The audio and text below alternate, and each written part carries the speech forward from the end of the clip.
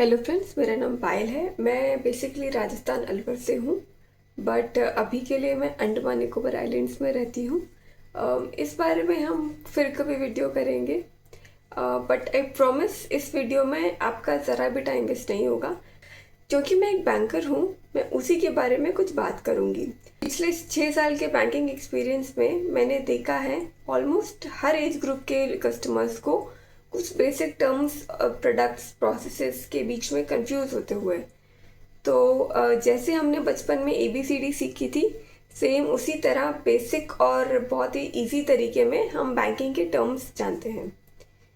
तो सबसे पहले है ए से ATM, एनी टाइम मनी नहीं, ऑटोमेटेड टेलर मशीन। ये काफ़ी कॉमन है आजकल। तो काफ़ी जगह CDM यानी कैश डिपॉजिट मशीन भी लगे हुए हैं। इसमें आप अपने कन्वीनियंस के हिसाब से पैसे डिपॉजिट या विड्रॉ जो भी आप चाहें वो कर सकते हैं। बी से ब्रांच कोड।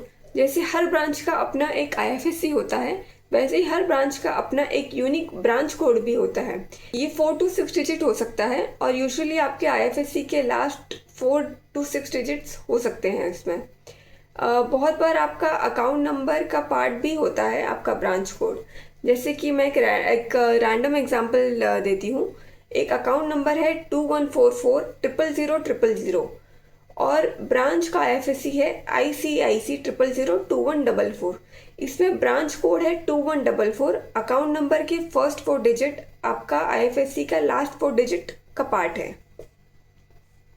सी से करंट अकाउंट। इसे हिंदी में चालू खाता भी कहते हैं। इसका इस्तेमाल सभी बिजनेसमैन करते हैं, चाहे वो आपकी एक छोटी सी किराने की दुकान हो या बड़े कॉर्पोरेट्स जैसे कि टाटा या फिर जियो।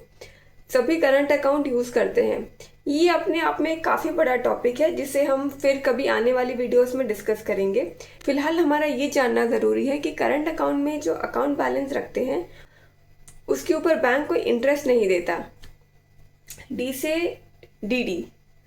आई एम श्योर हम में से हर किसी ने कभी ना कभी ब्रांच विजिट किया है एक डिमांड ड्राफ्ट प्रिंट कराने के लिए, चाहे वो कॉलेज की फीस जमा करनी हो या फिर कोई और ऑफिशियल काम हो। तो डिमांड ड्राफ्ट एक सेफ ऑप्शन है फंड ट्रांसफर्स का, जिससे पार्टी या इंडिविजुअल के जिस भी पार्टी या इंडिविजुअल को आपको पैसे देने हैं उनका नाम सही स्पेलिंग से फेवर ऑफ में मेंशन होना चाहिए। ये भी एक तरीके का चेक मान सकते हैं, जो कि इनसफिशिएंट बैलेंस की वजह से कभी बाउंस नहीं होगा। इसकी भी वैलिडिटी 3 मंथ्स की होती है। अगर 3 मंथ से ज़्यादा हो जाए तो इसे भी आप अपने ब्रांच में जाके रीवैलिडेट करा सकते हैं। और अगर कोई कारणवश आपको फ़ंड ट्रांसफ़र करने की कोई ज़रूरत ना पड़े तो इसे कैंसिल भी किया जा सकता है। आप कोई भी ब्रांच जाके इसको कैंसिल करने का रिक्वेस्ट दे सकते हैं। E for ECS। Electronic ECS का फुल फॉर्म है इलेक्ट्रॉनिक क्लियरिंग सिस्टम। हमने अक्सर सुना है कि सैलरीज जो हैं हमारी ECS के थ्रू दी जाती हैं, या फिर हमने तो अपने लोन की EMI को ऑटो डेबिट कराया हुआ है।